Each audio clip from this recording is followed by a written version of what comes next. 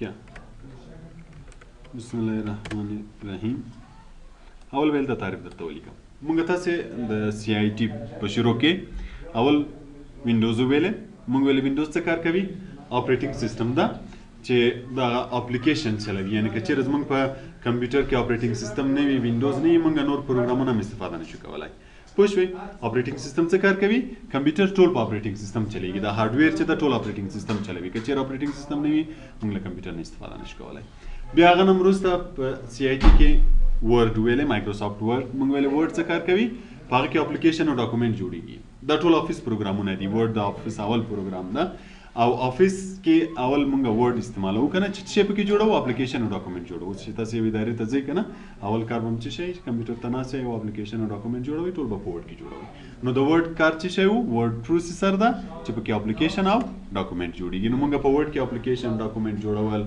یو کتاب لیکلو دا شان ټول ویلې بیا هغه نه وروسته مایکروسافټ ایکسل ویلې مایکروسافټ ایکسل کوم پروګرام وو ایکسل ته سپریډ شیټ ویلې او سپریډ شیټ کې موږ کوم کارونه کول میتھمیټیکل اینڈ لاجیکل د ریاضي او لاجیکل ورک هم ټول په تخنیکی دم ټول په ایکسل کې کول له ایکسل نه وروسته بیا پاور پوینټ ویلې موږ ویل پاور پوینټ کوم پروګرام ده پریزنټیشن پروګرام ده کله چې موږ یو پریزنټیشن جوړو نو هغه به بیا په پاور پوینټ کې جوړو نو دا پروګرامونه هم ټول ویل تاسو پریزنټیشن هم جوړ کړئ دا موږ په ایکسل کې معمولی کار هم وکړو ریاضي میتھمیټیکل ټول او په زمون کې معمولی کار ور سره وکړو په ورډ کې هم نو اوس راځو ایکسس ته چې ایکسس بیا په افیس پروګرامو کې څه کار کوي او وظیفه یې څه شی ده نو مایکرو سافټ ایکسس 2017 مایکروسافټ ما کمپنی نوم شو کوم چې افیس جوړ کړی ایکسس د پروګرام نوم او 2014 څه شی ده ورژن 2014 اخري ورژن ده تر اوسه بل نوی نه ده مایکروسافټ ایکسس څه کار کوي نو وایي چې ایکسس از ډیټابیس پروګرام ایکسس څه شی ده ډیټابیس پروګرام ډیټابیس څه ته وایي ډیټابیس لپاره موږ مختلف تعریفونه لرو یو به یې زه ولیکم چې ډیټابیس is the collection of tables یو تعریف موږ داسې ویلی شو چې ډیټابیس څه ته ویل کېږي collection of tables د ټیبلو مجموعې ته موږ څه شی وایو ډیټابیس وایو دا یو تعریف داسې هم ویلی شو چې د collection of tables, queries, forums, reports, modules, and etc. دا بیا ټول موږ په ایکسس کې وایو ټیبل وایو کیوریز وایو فارم وایو ریپورټ وایو د دغو ټولو مجموعې ته بیا څه شی ویل کېږي ډیټابیس پوه شوئ مخکې چې موږ ویلې چې د کلیکشن اف ټیبلز د دې دلیل به وروسته وایي چې ولې بیا ټیبل کې زیات مهم ده ولې د ټیبلو مجموعې ته ډیټابیس وایي خو په ایکسس کې موږ ډیټابیس د څه شي نه جوړوو ټیبل کیوریز فارم ریپورټس او موډیولز بعضې نور شیان هم ورسره دي چې کله هم دغه ټول سره جوړ کړه سره یو ځای هم کړه نو بیا دې ته موږ ډیټابیس وایو بل تعریف یې موږ داسې وایو چې ان ډیټابیس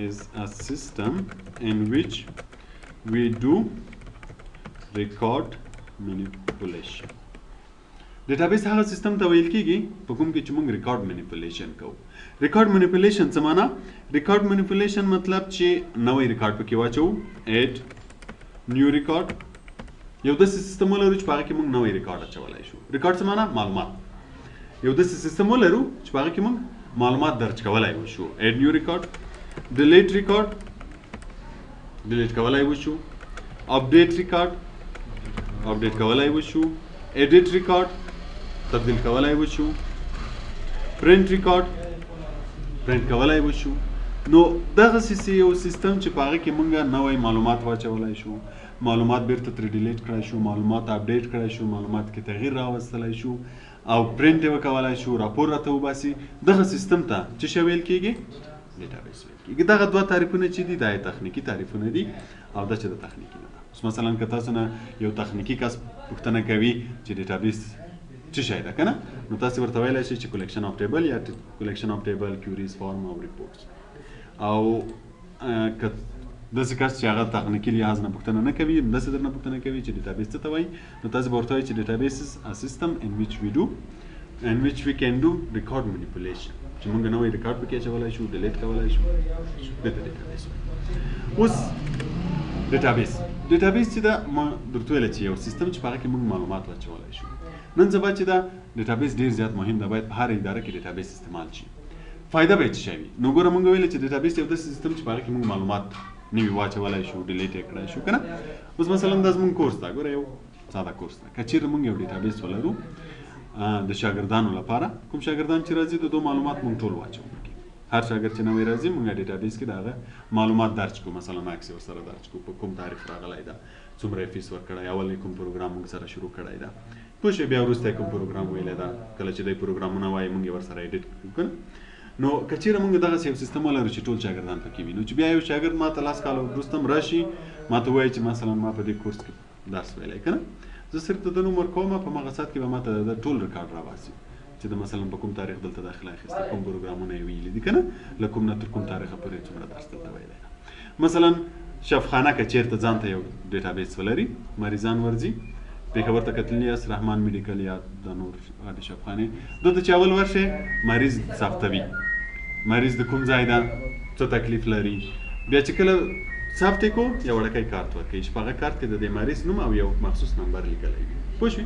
بیا چې کله دی له یوه ډاکټر نه بل ډاکټر ته ځي صرف هغه کارت ورښکاره کوي، په هغه کارت کې د ده نمبر او نوم لیکلی ده که نه، نو بیا هغه ډاکټر له ده نه بیا دوباره هغه پوښتنې ټولې نه کوي، په دې چې د ده معلومات اول وار ثبت شوه، نو هغه ډاکټر ته چې ځي هغه سره دا ډیټابیس ورسره ده، فقط د ده نوم هغه رجسټریشن نمبر یې وهي، د ده معلومات ټول ورته راځي چې دی په کوم تاریخ راغلی ده، مثلا کوم معاینات یې ترسره کړي، کوم ډاکټرانو ته مراجعه کړې، کوم ډاکټر څومره دوا ورکړې، نو هغه ډاکټر ته ټول معلومات وشي، د ده نه ضرورت نه شي د دوباره کله چې دا مریض بل وخت ورځي، مثلا 2 کاله بعد 3 کاله بعد که چېرې د سره هغه کارت ساتلی وي ورشي ورته ورې کې هېڅ د پوښتنو ضرورت نشته، ډاکټر چې د نوم په ډیټابیس کې ووایي رجسټریشن نمبر یې هغه کې د معلومات ټول زیاته راځي.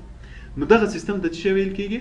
ډیټابیس ویل کېږي، چې نن سبا په هر اداره کې ډیټابیس باید وي تر څو د دوی معلومات ټول ثبت شي، د دوی معلومات ټول موجود وي، د دوی فاینانشل ریپورټ چې کله په آخر کې ګوري چې مثلا ګټه او تاوان د شانوم څومره کړي، هر څه به ورسره موجود وي. دغه یو سیستم ته څه شی ویل کېږي؟ ډیټابیس ویل کېږي. او دغه ډیټابیس چیرته جوړیږي؟ مایکروسافټ اکسس کې. چیرته به موږ ډیټابیس جوړوو؟ اکسس کې به جوړو. اکسس کې هغه وړکی جوړیږي، بیا د دې نه وروسته موږ ډېر غټ پروګرامونه لرو چې په غټه سویه پکې جوړیږي. په اکسس کې چې دا د افیس پروګرام ده، یو ساده د افیس ډیټابیس جوړولی شي، بیا ډېر په غټه اندازه چې دا بیا غټ پروګرامونه فعلا ساده ډیټابیس چې په یو دفتر کې کار ورکړي، مثلا کورس شو، شفخانه شو، داسې یو ساده، نو هغه به موږ چیرې ته جوړوو؟ اکسس کې به جوړوو. پوه شوئ ډیټابیس څه ته ویل کېږي؟ مشکل نه لرئ؟ نو دا د ډیټابیس اول تعریف یې دا ده چې کلیکشن اف ټیبلز یا کلیکشن اف ټیبل کیوریز فارم ان ریپورټس. په اکسس کې دغه شیان ټول سره جوړ کړي نو بیا ډیټابیس پرې جوړېږي. او دا یې هم بل تعریف شو. بیا راځو ټیبل ته. ټیبل موږ په ورډ او په اکسل په دوه کې ویلی وو. موږ ویل ټیبل څه ته وایي؟ تعریف یې د چا په یاد ده؟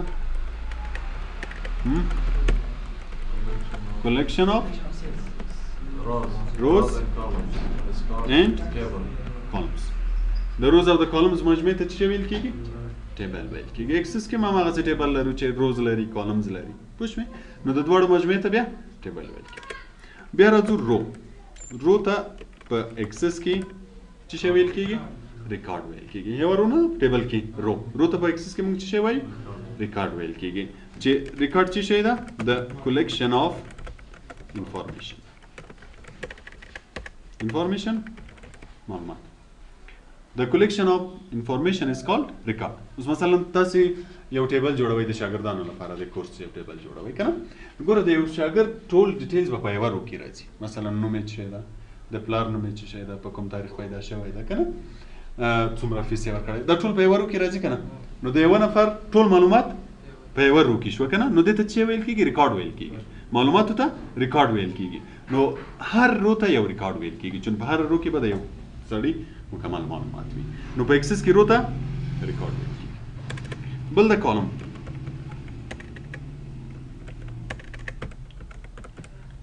کالم ته په اکسس کې فیلډ ویل کېږي. فیلډ پوه شوې؟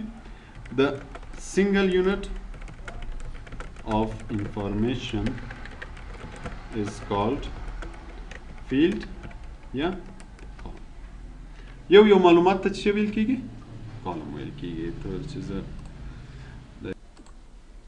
مخکې ما وویل چې رو د کلیکشن اف انفارمیشن او کالم چې د فیلډ سنگل یونټ. اوس لکه څنګه چې موږ په ورډ په ایکسل کې ټیبل جوړو، مثلا زه ډیټابیس جوړوم، پکې اول ټیبل جوړوم. نو ټیبل کې د شاګردانو ټیبل جوړوم، مثلا اول مې ورکړی آی ډي نمبر چې د هر شاګرد آی ډي نمبر ولیکم، مثلا 01. دلته مې بیا نیم ورکړی 01 څوک ده؟ د پلار نوم ده، پلار نوم یې مثلا بیا ډیټ آف برث DOB په کوم تاریخ پیدا شوی، مثلا 2017 په شل کې په دې تاریخ پیدا شوی. پروینس په کوم ولایت کې پیدا شوی یا د کوم ولایت ده که نه، مثلا ما ولیکو مثلا ایډرس شو، ایمیل ادرس او فون نمبر. اوس وګوره دا یې ورو ده که نه، د دې عالی ټول معلومات په دې ورو کې شو که نه. نو د کلیکشن اف انفارمیشن از کالډ ریکارډ. دا یو ریکارډ شو چې د یو سړي مکمل ریکارډ په دې ورو کې شو. نو دې ته ریکارډ وایي، رو ته ریکارډ وایي، کالم ته فیلډ وایي. اوس ګوره سنگل یونټ دلته چې په دې کالم کې صرف څه شی لیکل کیږي؟ نیم لیکل کیږي. نو دا یو فیلډ شو چې دې کې صرف اور صرف مونږ نیم لیکو، په دې بل فیلډ کې صرف د پلار نوم لیکو، په دې کې ډیټ اف برث لیکو. نو دا هر کالم ته چې دا سنگل یونټ ده، صرف یو جدا جدا معلومات ده چې دې کې به صرف دا وي، دې کې به دا وي. نو په ایکسس کې چې دا دې ته فیلډ وایي او رو ته څه شی وایي؟ ریکارډ. پوه شوې؟ نو د ټیبل تعریف به څنګه کوو چې د کلیکشن اف روز اینڈ کالم، رو ته ریکارډ وایي چې د کلیکشن اف انفارمیشن، او کالم ته چې د فیلډ وایي د کلیکشن اف دا سنگل یونټ از کالډ. پوه شوې په دې باندې؟ بیا چې کله موږ په ایکسس کې ډیټابیس جوړو، په ایکسس کې ډیټابیس کې ګوره موږ مخکې تعریف کې ویل چې د کلیکشن اف ټیبل از کالډ ډیټابیس که نه. په ډیټابیس جوړولو کې له ټولو نه زیات مهم اول څه شی ده؟ ټیبل ده، چې باید موږ ټیبل جوړ کړو. مثلا زه د کورس هغه جوړوم، ډیټابیس جوړوم، نو زه باید اول ټیبل جوړ کړم. ټیبل د څه شي جوړ کړم؟ مثلا زه شاګردان په کورس کې لرم، نو زه باید یو ټیبل د شاګردانو ولرم. مثلا استادان لرم، نو زه باید یو ټیبل استادانو ته ولرم. مثلا د کورسز لرم چې کوم کوم کورسونه تدریسوم، نو زه باید یو ټیبل د کورسو ولرم. نو ټیبل چې د په ډیټابیس کې ډیر زیات مهم ده. چې کله مونږ ډیټابیس جوړو، اول به څه جوړو؟ پکې ټیبل جوړو. چې زه ډیټابیس جوړوم، د کوم کوم ټیبلانو لپاره جوړوم، د کوم کوم معلوماتو لپاره جوړوم. ما په ډیټابیس کې باید کوم کوم معلومات وجود ولري که نه. نو زه باید د هر معلومات لپاره اول بیا څه شی جوړ کړم؟ ټیبل جوړ کړم. نو ټیبل چې د ډیر زیات مهم ده. اوس راځو یو ډیټابیس جوړو. دا ایکسس مې خلاص کو که چیرته. نو کله چې ډیټابیس جوړوي، اول به ایکسس خلاصوي. ایکسس دلته راسنولې کې هم خلاصېږي، لکه دا نور پروګرامونه چې په کومه طریقو خلاصول، ایکسس هم هغه طریقه هم خلاصولی شي. کلیک یې کړه، دا د ایکسس به راشي. نه ایکسس راغی. ایکسس چې راغی، ګوره په دې کې اول هغه ډیټابیسونه چې جوړ شوي دي مخکې نه، لکه څنګه چې په ورډ په ایکسل کې و، او له دغه ځای نه به نوی ډیټابیس جوړوي. دلته څه شی ورته لیکلي دي؟ بلینک ډیسکټاپ ډیټابیس. فعلا خالي ده، په دې کې څه نشته. چې کله نوی ډیټابیس جوړوي نو دا کلیک یې کړه. دلته وایي چې په کوم نوم یې جوړوي. مثلا زه د کورس لپاره جوړوم یا د مکتب لپاره جوړوم، نو یو نوم به ورکړم.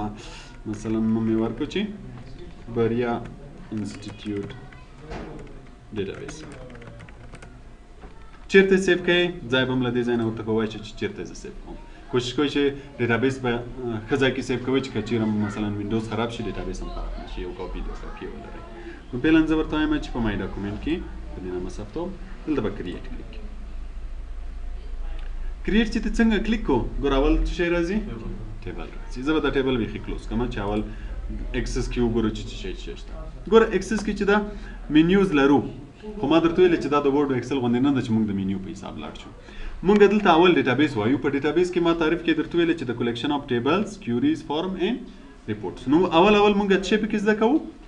ټیبل زده کوو، بیا وروسته کیوریز، بیا فارم، بیا ریپورټس. نو دلته ګوره موږ آبجیکټس لرو. کله چې دا ځای کلیک کې ګوره ټیبلز، کیوریز، فارم او ریپورټس چې دلته کوم یو درته وښیي. که مثلا زه ټیبل کلیک کوم، نو چې ټیبلونه ما جوړ کړي وي ټول په دې ځای کې راته ښیي. چې نو اوس ټیبل نه لرم، نو دلته هېڅ شی نشته. که چېرته زه دلته کیوریز کلیک کوم، کیوریز راته ښیي. که چېرته فارمز کلیک کوم، فارمز. او که آل کلیک وي، لکه اوس چې کلیک ده، نو چې هر شی ولرو دلته ټول راته ښیي. خو اوس هېڅ شی نه لرو، نو نه یې راته ښیي. نو بیا چې کله زه یو ټیبل جوړوم لکه ګوره مخکې چې ما کلیک وکړ خپله راغی خو هغه ما کلوز کړه زه له سره جوړوم نو دلته به دا ځای کلیک کړې او په دې ځای کې بیا کریټ ټیبل ګوره موږ تقریبا 2 طریقو باندې جوړولی شو خو ولې دا یو کلیک چې دا راشي کله چې ټیبل راغی ګوره دا ټیبل راغی دا ټیبل دلته 2 قسمه ویو لري ویو معنا کتل که نه دغه ته ډیټا شیټ ویو وایي ډیټا شیټ ویو په ډیټا شیټ ویو کې موږ ته معلومات راکوي موږ معلومات پکې ټایپوو مثلا که زه علي والي دا لیکم نو په ډیټا شیټ ویو کې لیکم بله ویو یې ډیزاین ده کومه ویو ډیزاین ویو ډیټا شیټ ویو اینډ ډیزاین ویو په ډیزاین ویو کې موږ ډیزاین کوو جوړوي چې مثلا کوم فیلډز غواړم آی ډي غواړم نوم غواړم دا غواړم دا فیلډونه چې انتخابوي په کوم ویو کې په ډیزاین ویو کې او دغه معلومات چې لیکې دا بیا په ډیټا شیټ ویو کې څو ویو لري 2 ویو چې زه دلته درته ولیکم دغه ویو چې دا فعلا ریکارډ پکې درته لیکل کېږي او ریکارډ درته ښیي دې ویو ته ډیټا شیټ ویو وایي او په کوم کې چې ته دغه فیلډز انتخابوې مثلا زه یو ټیبل جوړوم کوم فیلډ دې ولري آی ډي دې ولري نیم دې ولري فادر نیم دې ولري که نه دغه فیلډونه چې ته انتخابوې ټیبل ترې جوړېږي دې ته بیا ډیزاین ویو وایي ډیزاین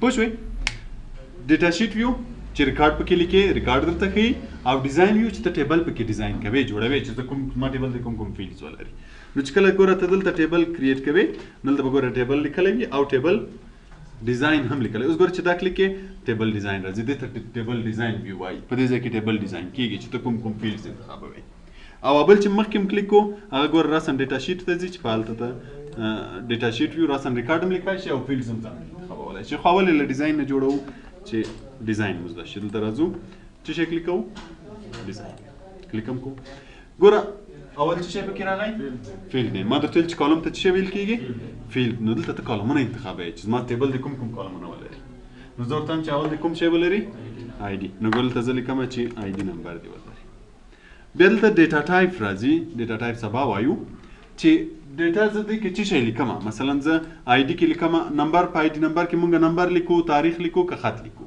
څه شی پکې لیکو نو همیشه چې نمبر لیکو نو بیا به دلته نمبر انتخابوي ګوره دلته ډیټا ټایپ وایي ډیټا معنا معلومات ټایپ قسم څه رقم ډیټا لیکې نمبر لیکې تاریخ لیکې څه شی لیکې نو له دې ځای نه به انتخابوي مثلا زه آی ډي نمبر لیکم آی ډي نمبر په عدد لیکل کېږي که نه نو باید زه دلته نمبر انتخاب کوم بیا بل کوم فیلډ غواړم نیم دلته وایم چې زه نیم غواړم نیم په څه کې لیکل کېږي په حروفو کې لیکل کېږي د حروفو لپاره موږ دلته د حروفو لپاره به موږ هغه انتخابوو ټیکسټ په دې ځای کې به موږ ټیکسټ فعلا شارټ ټیکسټ انتخاب کوي دا به سبا په ډیټیلز کې وایو بل فادر نیم کې هم فعلا ټیکسټ حروف لیکو که نه بل ډیټ اف برث ډي او بي دې کې څه شی لیکو تاریخ لیکو که نه نو باید مونږه ډیټ اینډ ټایم نه نمبر نه تاریخ هم نمبر ده خو تاریخ لپاره مونږه جدا دلته ډیټا ټایپ لرو نو باید څه شی انتخاب کو ډیټ اینډ ټایم انتخاب کو بل پروینس لپاره څه شی انتخابو شارټ ټیکسټ بل څه شی لرو ایډرس لپاره ټیکسټ بل مثلا ایمیل ادرس تو نور چې کوم معلومات ضروری وي که نه چې موږ د شاګردانو لپاره لیکو باید ټول دلته انتخاب شي پوه شوې چې کله انتخاب شو فعلا به ټیکسټ انتخاب کوو نو چې کله دې دا فیلډز ټول جوړ کړه ګوره بیا دلته ویوز راځي ویوز ما درته ویل ویو څه معنا کتل اوس یې کوم ځای ګوره چې دا بټن کلیک یې ډیټا شیټ او ډیزاین اوس فعلا څه شی کلیک ده ډیزاین کلیک ده نو زه ورته وایم چې ماته ډیټا شیټ راوښیه ډیټا شیټ چې کلیک کې دی درته وایي چې دا ټیبل اول سیو کړه تر اوسه ګوره سیو نه ده سیو یې کړه زه ورته هم هو سیو یې کړه یس په کوم نوم مثلا دې کې زه د شاګردانو معلومات لیکم که نه نو دې ته مې نوم ورکړو سټوډنټس که مثلا د استادانو جدا جوړوئ هغه ته هر ټیبل ته چې کوم معلومات پکې وي کوشش وکړئ چې ما هغه نوم ورکړئ اوکې پرایمري کی غواړئ که نه غواړئ دا پرایمري کی وروسته وایو فعلا به یې څه شی کوئ نو فعلا یې نه غواړم اوس ګوره دا ډیټا شیټ ویو شوه په دې ځای کې به زه معلومات لیکم مثلا آی ډي نمبر 1 لیکم چې څوک ده دویم یې څوک ده پلار نوم یې والی په کوم تاریخ پیدا شوی له دې ځای نه تاریخ انتخابوای شي ګوره دلته که مونږ فیلډ ډیټا ټایم نه وي انتخاب کړی که نه بیا دا شیان نه راځي بیا به په عددو کې لیکې ډیټا ټایپ سبا په ډیټیلز کې وایو پروینس لیکم مثلا کابل ادرس لیکم چې کمپنی ایمیل ادرس لیکم دویم څوک لیکم دلته لیکم مثلا احمد د پلار نوم خان دریم فیصل څلورم جواد همداسې چار څومره ریکارډ لیکي نو دې ځای ته ډیټا شیټ وی وایي چې موږ پکې معلومات لیکو او چې کله جوړوو هغه ځای ته ډیزاین وایي اوس ګوره بیرته راشه دلته بیا ډیټا شیټ هم کلیکوای شي ډیزاین اوس زه بیرته ډیزاین کلیکوم بیرته ډیزاین ته راځي که مې چېرته کوم فیلډ ور اضافه کوو کموم یې تغیرات مې پکې راوسته زه بیرته ډیزاین ته راځم مثلا فون نمبر هم ورسره اضافه کوم یا موبایل نمبر موبایل نمبر لپاره څه شی باید انتخاب کو نمبر خو نمبر مې انتخابوئ ټکسټ انتخابوئ دلته راځم بیرته ډیټا شیټ لیکل کوم اوس وګوره فون نمبر هم ورسره اضافه شوی که نه که زه لیکم در چا فون نمبر به دلته لیکم که بیا ډیزاین ته ځم بیا به دا ځای کلیکوئ دلته ډیزاین ویو بیرته به ډیزاین ویو ته راځي او کله بیرته ډیټا شیټ ویو ته تلې بیرته به ډیټا شیټ ویو ته ځې کله چې ټیبل کلوز یې کړې ګوره ټیبل نوم دلته راځي وینې ما مخکې درته ویل چې مونږ ټیبل کیوریز هر څه چې ولرو ګوره دلته آل آبجیکټ کلیک نو دلته راته ښیي نو که مونږ ټیبل هر څه کیوریز هر څومره شیان ولرو ټول به دلته موجود وي چې کله بیرته خلاصوي په دې ډبل کلیک وکړه ګوره هماغه ټیبل به راته خلاص شي چې بیرته یې بندوې له دې ځای نه که له دې ځای نه بند کړم زما ټول اکسس بندېږي ګوره ټول اکسس بند شو چې کله یې خلاصوم بیا به زه راځم اول به څه شی خلاصوم اکسس به خلاصوم اکسس چې مې کله خلاص کړو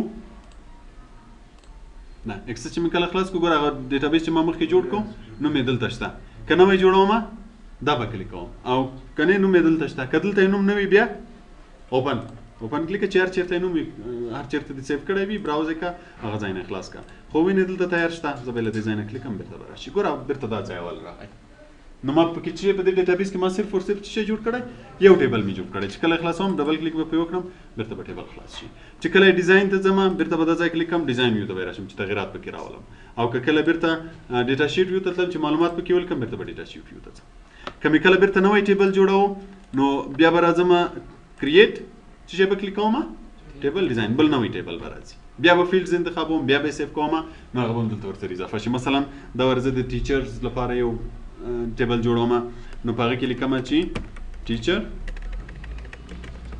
ټیچر آی ډي مثلا یو آی ډي مې ورکوم دې کې مې نمبر انتخاب کو ټیچر نیم ټیچر فادر نیم